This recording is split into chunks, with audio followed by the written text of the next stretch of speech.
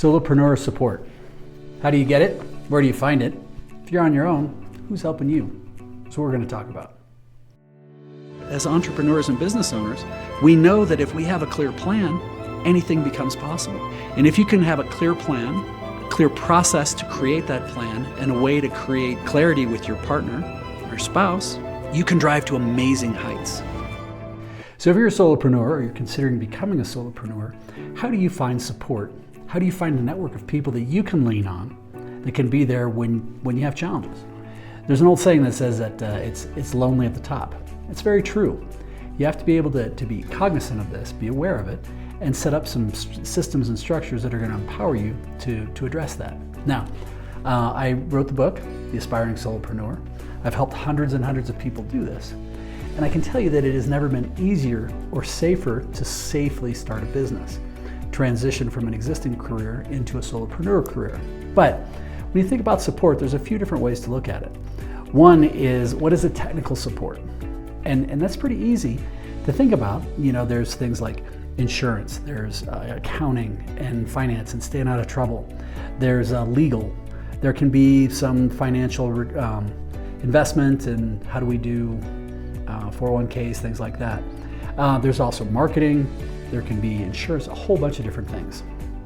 But the reality is that there are already an entire army of people out there, many cases themselves solopreneurs, who are looking to work with people like you. They're experts in their field, and they love helping people in their specific areas. So when it comes to building your technical support team, I usually encourage people to start with an accountant, but not just any accountant, and across the board on all these. Make sure you're looking for somebody who has experience as a small business or a solopreneur accountant, somebody who understands the ins and outs of it. You can talk to a regular accountant who's maybe does, I don't know, audits or some other big things for big corporate. Doesn't mean they can't do accounting, but what it does mean is they're not going to be as familiar with your specific needs as a small business accountant. Now, the other thing that starts with a small business accountant is more often than not, those small business accountants have helped other people, maybe in a similar position, but they're also going to know often a whole network of other people who's good, who's not in the space. So yeah, maybe I need insurance. Well, who would you recommend as an insurance person? Almost guaranteed that small business accountant will know an insurance person. They'll know a small business accountant or a small business banker, small business attorney, somebody that's out there to help you in all these different ways. So when you do this, and we spend a bunch of time in here on how to build your team of advisors, your support from a technical perspective, what does that look like? Now, the next thing we're going to talk about is actually more of the emotional support. And this is where if you can get somebody that is not somebody you live with, okay? And let me hit why, because that's important. Creating boundaries, if you're working from home, if COVID taught us nothing else, creating boundaries when we're at home and what the expectations are, that's important.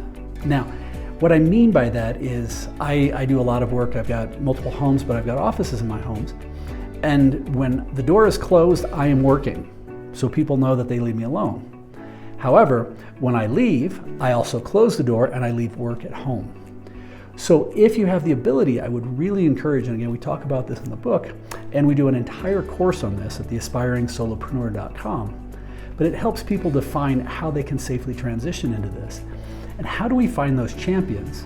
Those people are going to be supportive of us, not the people who are saboteurs. It's like, oh geez, all you do is work, or all you're doing is hiding, or, you know, we don't want to take work home from us, even if it means that commute is 3 steps behind me into that door.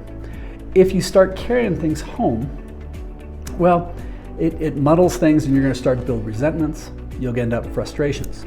So this is where finding other people, either in like types of businesses or maybe adjacent type businesses, that can become your champions but can become your support network. Now there's a ton of different organizations out there, from EO, if you're big enough, entrepreneur organization. There's groups called Vistage. You can even go to your local chamber. There's a variety of different places, but find other business people and start creating some form of an accountability group, but also a networking focus group. Part of this is important is because you don't have the water cooler chat that you do if you were in your regular organization. So lastly, you need to figure out too, with these groups, in the perfect world, that can they be that really true emotional support when maybe you have some ups and downs? Because anybody who says that, oh yeah, my business just took off and it just went like this, in most cases I'm gonna call bullshit on that. The reality is growth is not a linear line. Often it's all over the place. It's squiggly every which way you can, and then we finally come out of it. And it can be very, very lonely. So that's where if you can find those positive networking groups, and I'd love to have people put in the chat if they have networking groups that they like, but where can they find those people? And maybe even you set up your own version. Sometimes it helps to create new business, help solve problems. Sometimes you'll even start talking about personal and business things. But when you're a solopreneur, you have to make sure that you invest the time and energy to focus on those things. Because for Solopreneur Support, you're on an island.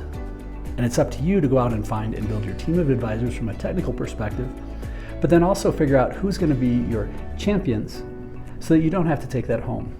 Establish those boundaries and build from there. But when you do, I promise it's extraordinary. So if you have any questions, please put them in the chat below, or love you to subscribe. If you have questions, reach out to us at theaspiringsolopreneur.com. If you have questions about our course or books or anything, yeah, happy to talk to you. Keep smiling.